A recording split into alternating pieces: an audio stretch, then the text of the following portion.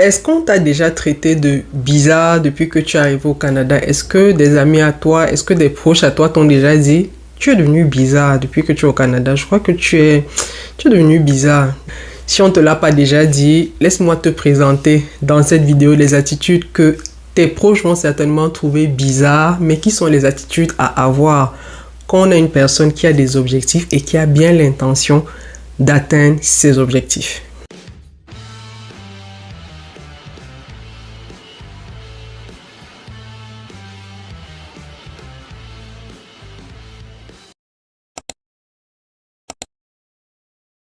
Salut à tous, je suis Priscilla Tanganambida. Bienvenue dans la Priscilla School of Money, cet espace où je partage avec toi mes connaissances de conseil en sécurité financière et je partage avec toi tout ce que tu dois savoir pour t'éviter les pièges en matière d'argent, en matière de placement, en matière de protection au Canada, parce que la manière dont l'argent fonctionne au Canada, c'est fort probable que ce n'est pas de cette manière-là que l'argent fonctionne dans le pays d'où tu viens. Donc, dans cette vidéo-ci, je vais surtout te présenter les attitudes bizarres. Oui, les attitudes bizarres qu'il faut avoir quand on est une personne qui a des objectifs. Pourquoi quand on est une personne qui a des objectifs? Parce que quand on n'a pas d'objectif dans la vie, peu importe la manière dont on se comporte, peu importe le chemin qu'on prend, comme on le dit souvent, on arrivera n'importe où, ça n'a pas d'importance. Parce qu'on n'a pas d'objectif. Mais une personne qui a des objectifs, a des attitudes, a une manière de se comporter. Quitte à ce qu'on la trouve bizarre, ce sont les attitudes à avoir. Parce que ce sont des attitudes qui lui garantiront, peut-être pas à 100%, mais au moins à 75% d'atteindre ses objectifs. Donc si tu es au Canada depuis un certain temps, je te recommande d'avoir ces attitudes bizarres là, parce que ce sont des attitudes, ce sont des comportements, c'est une manière d'être qui va te rapprocher de tes objectifs.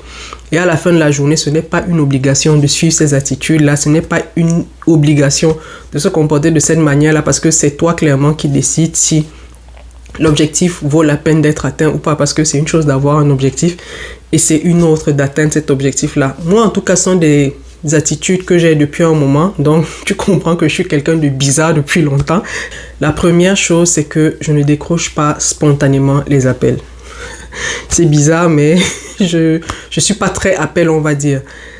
Si j'appelle une personne, c'est soit une personne qui m'a laissé un message, soit c'est une personne qui m'a prévenu qu'elle m'appellerait, soit c'est une personne dont je reconnais le numéro, ou même j'ai juste eu un creux dans ma journée. Je me dis, bon, j'ai eu un appel manqué, je rappelle la personne, mais les appels inattendus, non. Je ne suis pas très appel, on va dire. J'ai maxi 5 personnes dont je peux décrocher les appels de manière spontanée. C'est-à-dire qu'il y a au trop 5 personnes et peut-être des amis proches aussi qui peuvent m'appeler, mais je ne garantis même pas que à chaque fois que ces amis-là vont m'appeler, je pourrai décrocher. Ils peuvent avoir la chance de m'appeler et spontanément, je vais décrocher, mais je ne suis pas quelqu'un qui décroche spontanément les appels. Beaucoup de gens vont trouver ça bizarre. Ma soeur me disait dernièrement d'ailleurs qu'elle est plutôt appel, c'est-à-dire que quand on l'appelle, elle décroche parce qu'elle sait qu'elle termine directement avec la personne et puis elle n'a pas à revenir dessus. Moi, par contre, je préfère les messages. Et là, je dis le deuxième point. Je suis quelqu'un qui privilégie énormément les messages. C'est-à-dire que pour moi, le message donne l'avantage de laisser une trace. C'est-à-dire que si on sait parler sur une question, si on se l'est dit par message, si on se l'a écrit, ça veut dire qu'il y a une trace. D'ailleurs, je ne supprime pas mes messages de manière spontanée. Et c'est pour ça que j'ai beaucoup de difficultés avec les personnes qui activent la fonctionnalité des messages éphémères sur WhatsApp. Si vous avez remarqué, si vous êtes une personne qui a activé les messages éphémères sur WhatsApp, je ne bavarde pas beaucoup avec des personnes qui ont cette fonctionnalité-là. Pourquoi? Parce qu'il y a de fortes chances que je réponde à la personne aujourd'hui.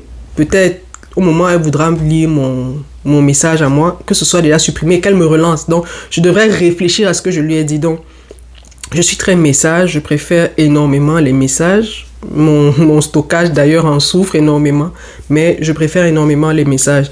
Pourquoi? Parce que ça me donne la possibilité de laisser une réponse à quelqu'un et comme je suis tout le temps sollicité sur les mêmes questions, ça me facilite aussi la vie. Je peux retransférer une réponse que j'ai déjà donnée à quelqu'un à une autre personne. Or, quand c'est un appel, je vais redire 10 000 fois à 10 000 personnes le même message. 10 000 personnes, c'est un peu exagéré, mais c'est pour que vous compreniez que dans le cadre de ce que je fais, je suis énormément sollicité. Donc, c'est généralement les mêmes questions qui reviennent, c'est les mêmes problématiques qui reviennent. Donc, je préfère le faire par par message. J'aime bien quand une personne m'écrit et que la personne soit déjà assez claire dans sa question. Qu'elle me dise clairement, oui, vous avez dit telle chose dans la vidéo, est-ce que ça s'applique à moi? Moi, mon cas est celui-ci, etc., etc. Vous voyez, donc, je privilégie énormément les messages. Je suis plus réactive dans un message que par un appel. La troisième bizarrerie, pour moi, c'est la gestion de mon temps. Je suis très pointilleuse dans la gestion de mon temps. C'est-à-dire que les intrusions, peut-être ça s'explique aussi avec les messages. J'ai beaucoup de mal, c'est-à-dire j'ai beaucoup de mal avec les activités imprévues. C'est-à-dire que quelqu'un me tombe dessus à 13h et me dit « Est-ce que tu m'accompagnes quelque part à 13h30 ?» Non. Prévenez-moi 24h, 48h à l'avance, oui. Mon agenda, j'essaye de le remplir 2 semaines à l'avance. Donc, quand quelqu'un me prend à l'improviste, là, ça me déstabilise un peu. C'est-à-dire que j'aime pas décevoir les gens, mais quand quelqu'un arrive à l'improviste et a une urgence, je suis très embarrassée. Parce que, comme je vous dis, c'est parfois 2 semaines à l'avance que je remplis mon agenda, que j'ai des activités. On est aujourd'hui, je sais exactement ce que je vais faire jusqu'au 15 mars. Donc, quand ça arrive à l'improviste et que c'est des situations qu'on aurait pu prévenir, si c'est quelqu'un avec qui je parle tous les jours et qui me surprend, j'ai beaucoup de mal avec ça. C'est beaucoup de personnes qui discutent avec moi s'en rendent compte. C'est-à-dire que on finit de se parler, je dis toujours aux personnes, laissez-moi vous revenir avec mes disponibilités. Quand je prends rendez-vous avec une personne, je prends la peine de lui demander, est-ce que s'il y a un changement de votre côté, est-ce que vous pourriez m'aviser? C'est-à-dire, je suis pointilleuse à ce niveau-là. La quatrième chose bizarre que je fais, c'est que je filtre énormément ce que je regarde, ce que j'écoute et ce que je pense. C'est-à-dire que je fais un gros filtrage sur ces aspects-là. En matière de plateforme, il y a des plateformes d'où je me suis totalement supprimée. C'est-à-dire que je ne suis plus sur ces plateformes-là. Il y a des contenus que je ne consomme plus. Par exemple, l'actualité. Parfois, c'est mon mari qui me dit, hey, est-ce que je sais qu'il y a telle chose qui s'est passée? Je dis, ah bon, ok. Parfois, il me dit, mais comment tu fais? Je dis, écoute, j'ai de la peine à suivre. Donc parfois c'est mon mari qui me met au courant de certaines actualités. Parfois c'est mes enfants qui me disent, ah maman, est-ce que tu sais qu'il y a telle chose? Je dis, ah bon, ok. Donc je filtre énormément ce que je regarde, ce que j'écoute et ce que je pense, parce que ma santé mentale, ce que je pense, pour moi c'est très important. Ça me met à un certain niveau d'énergie. Or, si je me concentre sur des nouvelles tristes ou bien sur une actualité qui est tout le temps trépidante, vous voyez, c'est de l'énergie que je dépense. Je veux vraiment mettre mon énergie sur des choses qui comptent pour moi. Je ne veux pas des choses qui m'épuisent, des actualités qui ne m'apportent rien. La gestion de mon temps, c'est quelque chose que je dois vraiment, vraiment surveiller de très près. Donc, si je consacre mon temps dans tout et n'importe quoi, ça me draine en énergie et ça me bouffe aussi mon temps. Il y a des plateformes sur lesquelles je vais juste pour écouter le contenu d'une personne spécifique et après, je me déconnecte.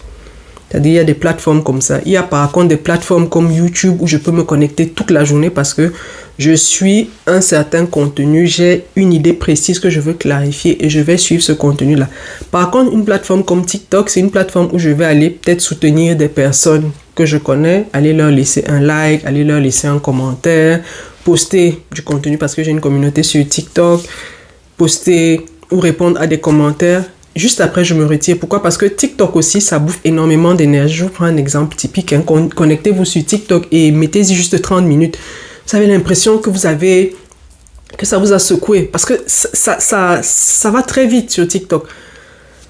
Et pourtant, quand je suis sur YouTube, je me sens beaucoup plus apaisée. C'est vrai que c'est la dopamine, je crois, dans les deux cas, mais vraiment, sur YouTube, je suis vraiment plus posée. C'est-à-dire que j'ai le temps d'étudier la question, les vidéos sont plus longues, on a la possibilité de rentrer en profondeur dans un sujet. C'est-à-dire on passe pas d'un sujet à l'autre comme ça, de manière rapide, et j'ai quand même le temps de garder la ligne directrice.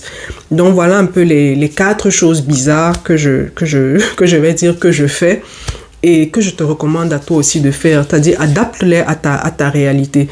Ne sois pas quelqu'un qui suit le vent, qui va dans tous les sens. Trouve vraiment ton rythme. Moi, c'est vraiment des choses, c'est en m'observant, avec le temps que j'ai commencé à me connaître, quand j'ai appris à me connaître, que j'ai su les choses qui me vidaient, que j'ai su les choses que je n'aimais pas faire, que j'ai su que, par exemple, décrocher un coup de fil à l'improviste, je n'aime pas, je préfère toujours quand la personne a fini de m'appeler, lui laisser un message, oui, j'ai vu que tu as essayé de m'appeler, c'est par rapport à quoi, c'est à quel sujet. C'est vraiment avec le temps que j'ai appris à me connaître et que j'ai adopté ces habitudes-là. Donc, si toi aussi tu es dans cette logique-là de vraiment atteindre tes objectifs, de te concentrer dans tes objectifs, je te dirais, apprends à te connaître, apprends à savoir les choses qui te boostent et les choses qui ne te boostent pas. Ça peut même être des personnes et ça peut être un type de conversation dans lesquelles tu n'aimes pas te sentir.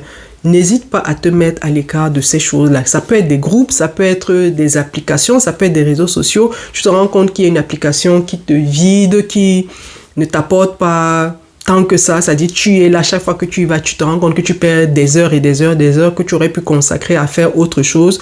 Je ne dis pas non plus qu'on ne va pas se distraire. Oui, il y a le temps pour la distraction, mais on se comprend bien, on se dit bien, on comprend bien que là, je veux dire, il y a des plateformes où vous vous connectez le matin et vous sursautez à 15h, 16h, dites mince, la journée est déjà passée, j'ai rien fait de ma journée, j'étais connecté toute la journée et ça ne m'a rien apporté. Et c'est pas une fois, deux fois, c'est pendant des semaines. Donc, essayez un peu de faire ce type d'exercice-là et des objectifs clairs dans votre vie. J'aimerais savoir, c'est quoi vos attitudes bizarres à vous? C'est quoi les choses bizarres que vous faites, mais qui vous rapprochent de vos objectifs et que beaucoup de personnes autour de vous disent, ah, tu es devenu bizarre. Donc, dites-nous dans les commentaires, ça nous intéresse énormément. Et si vous n'êtes pas encore abonné à la chaîne, n'hésitez pas à vous abonner. Ça nous fait plaisir de faire grandir le mouvement, que la communauté s'agrandisse avec des personnes de qualité comme vous. Je vous dis à très bientôt pour une prochaine vidéo. Prenez soin de vous. Bye bye.